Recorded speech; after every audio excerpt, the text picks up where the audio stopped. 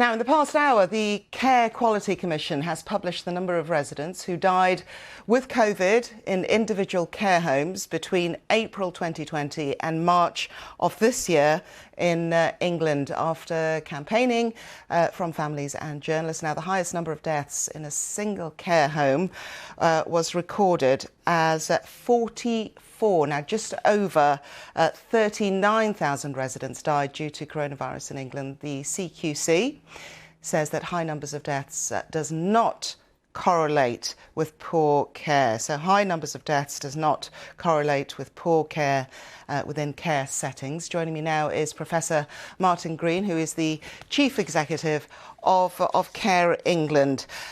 So let's just start off then with those figures. Is this a good report? Is it a concerning report?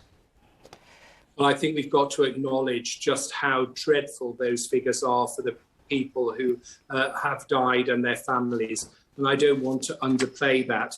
But I do think these figures need to be seen in context. And what people don't often realise is that often people in care homes are very frail people. They have lots of health conditions. So, of course, if COVID comes into a care setting, it may have a significant impact on that care setting.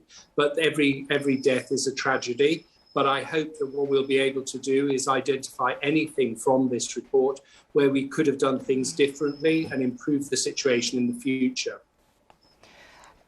I understand that to get these figures out, there had to be, well, as we just said, some campaigning that was undertaken. Why?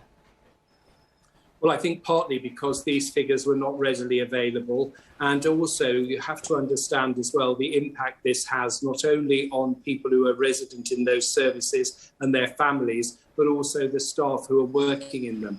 And I think the issue has to be balanced around the need for these figures. And also I would like to say we have to be really clear when we're issuing statistics and figures like this. We need to say what is the purpose of them, how can they improve things both now and in the future. So what is the purpose of them then? Well, I think the purpose of them is to show that there have been deaths in care homes. And certainly at the start of this pandemic, care homes were on the very front line of the social care crisis because we were forgotten, particularly by the NHS at the start of this pandemic. And what we saw was people being transferred into care homes who were not tested for COVID. We also didn't have the access to PPE, some of which had been redirected from our services to NHS services.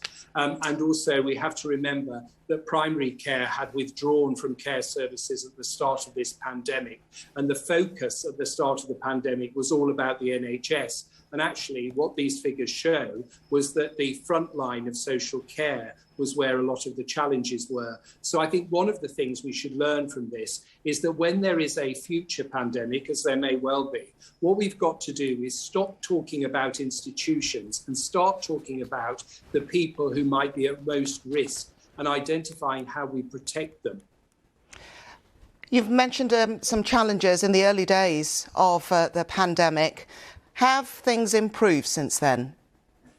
Yeah, I think things have significantly improved, and we've seen some really clear direction from government and the Department of Health and Social Care around, for example, free PPE, which was a big challenge at the start of the pandemic.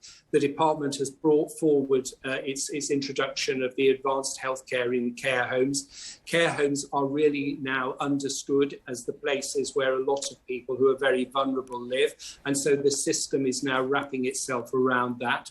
There is a better understanding because we have got now better data sets about what is happening. So I think things have significantly improved, though I don't want to underestimate the fact that it is still incredibly difficult. And in fact, if you look at the statistics around the current levels of COVID in the general society, we are now pretty much into a third wave.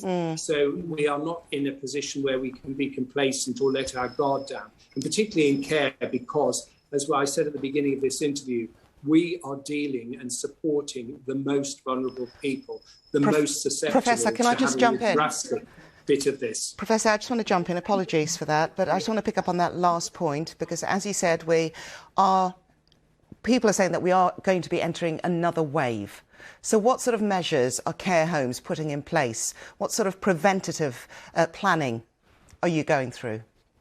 Well, we're going through a lot of that. And I have to say as well, what people should understand is that care homes are very practiced in infection control. And they really understand that because every year we have dealt with seasonal flu, norovirus, and a range of other things. So we were in the space where we understand infection control. At the start of the pandemic, I think what these figures show is that we were not able to maintain that, perhaps because of not having access to things like PPE. But I would say that care homes are now much clearer about how they try and stop COVID coming into a care home. We've also got better support from the NHS, so people are not being left without support from the NHS if they have COVID. There are clear plans both within care homes, but also within local authorities and CCGs on how they respond to an outbreak. So I do think there have been already a lot of lessons learned.